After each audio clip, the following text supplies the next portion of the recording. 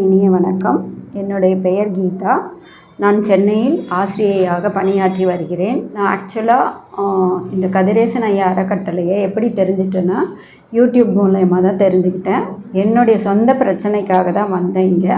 ஆனால் இங்கே வந்த பிறகு ஏதோ ஒரு ஈர்ப்பு இங்கே இருக்குது.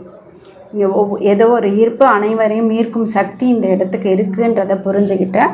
அதுக்கப்புறம் ஒவ்வொரு மாதமும் இங்கே வந்துட்டு இருந்தேன். ஐயாவை என்னுடைய குருவாக ஏற்றுக்கிட்டு ஐயாவை சொல்கிறபடி ஃபாலோ பண்ணிகிட்டு இருந்தோம். அப்போ ஐயா ஒரு நாள் சொன்னார், சரக்கலை வகுப்பு எடுக்கலாம் அப்படின்னு சொல்லும்பொழுது நாங்களும் எல்லோரும் ஆர்வமாக பேர் கொடுத்தோம். சரக்கலை அப்படின்னா நாங்கள் என்ன நினச்சோன்னா, மூச்சு பயிற்சி எப்படி கட்டுப்படுத்துறது, எப்படி மாற்றி விடுறது அப்படின்றத பற்றி தான் சொல்லி தருவார் அப்படின்னு நினச்சிட்டு வந்தோம். நாங்கள் எல்லாருமே ஆர்வமாக வந்தோம்.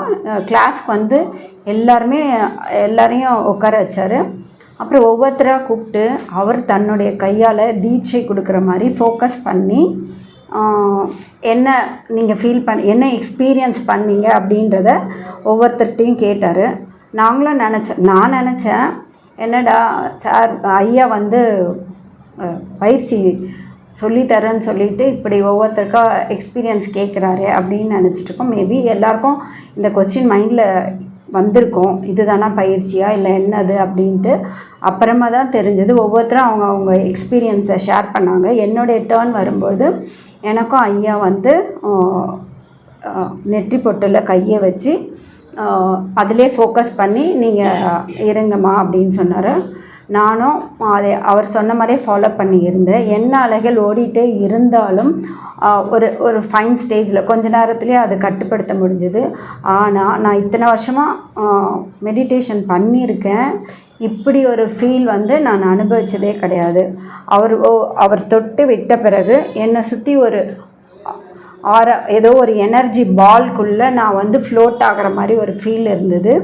அவர் என்னுடைய விரலை தொடும் பொழுதும் அவர் விரல்லேருந்து என்னுடைய விரலுக்கு எனர்ஜி பாஸ் பண்ணுற ஃபீல் எனக்கு புரிஞ்சுது. ஸோ ஓவரால் நான் வந்து நியர்லி 45 minutes வரைக்கும் அந்த ஸ்டேட்டில் இருந்திருக்கேன் அப்படின்றத நான் அதுலேருந்து வெளியே வந்த பிறகு தான் எல்லாரும் சொன்ன பிறகு தான் தெரிஞ்சுது. பட் என்னால் பிலீவ் பண்ணவே முடியல. 45 minutes வந்து நான் இவ்வளோ அதாவது என்னை சுற்றி என்ன இருக்குதுன்னு தெரியல. ஆனால் ஏதோ ஒரு எனர்ஜியோட ஹையர் லெவல் எனர்ஜியோட கனெக்ட் ஆகி ஒரு ஹாப்பியாக ஃபீல் பண்ண இது இருந்தது. என்னால் அதுலேருந்து வெளியே வரவே முடியல. வரத்துக்கு இஷ்டமும் இல்லாத மாதிரி அப்படியே இருந்துடலாமா அப்படின்னு நான் நினச்சிட்டு இருந்தேன். ஆனால் வெளியே வந்த பிறகு ஐயா சொன்னார், இந்த நிலையிலேருந்து கொஞ்சம் இருந்தால் உங்களுடைய ஆன்மாவை கூட நம்ம வெளியே எடுக்க முடியும் அப்படின்றத சொன்னார். அப்புறம்தான் தெரிஞ்சது ஐயா ஏன் எல்லாருக்கும் ஒவ்வொருத்தருக்கும் இந்த எக்ஸ்பீரியன்ஸை கொடுத்தாருன்ட்டு. ஏன்னா எந்த ஒரு கலையுமே நார்மலாக நம்ம வேறு இடத்துலலாம் போனோன்னா பயிற்சி கொடுக்குறாங்கன்னு சொல்லிட்டு ஃபஸ்ட்டு அவங்க இதை நோட் பண்ணிக்கோங்க அப்படின்னு சொல்லுவாங்க. இப்போ நார்மலாக எல்லோரும் மாதிரி உட்கார வச்சு மெடிடேஷன் பண்ணுங்க அப்படின்னு சொல்லுவாங்க. இல்லை அதனுடைய ப்ரொசீஜர் என்னவோ அதை தான் சொல்லி கொடுத்துருப்பாங்க.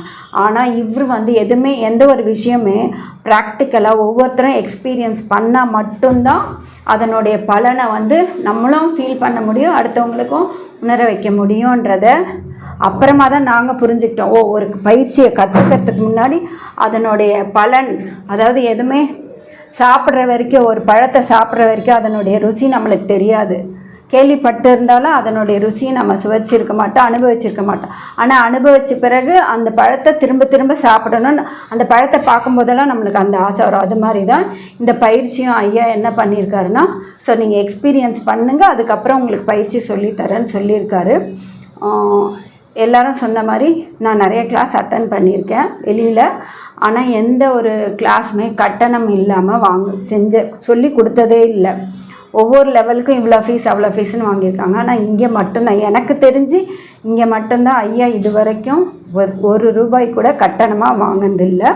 இலவச பயிற்சி தான் சொல்லியிருக்காரு. அதுக்கு நான் கடவுளுக்கு முதல்ல நன்றி சொல்லிக்கிறேன், ஐயாவுக்கும் நன்றி சொல்லிக்கிறேன். அவர் அடிக்கடிக்க ஒரு வார்த்தையை சொல்லிகிட்டே இருப்பார்.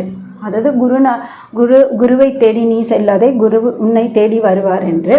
அப்படின்னு நினைக்கும் போது நான் நிறைய யோசிச்சுட்ருக்கேன் என்னோடய மனசில். எனக்கு யார் குருன்றது எனக்கே தெரியல.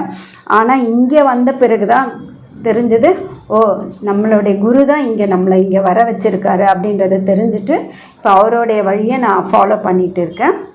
இது மாதிரி எல்லா நேரமும் எல்லோரும் ஆசீர்வாதமாக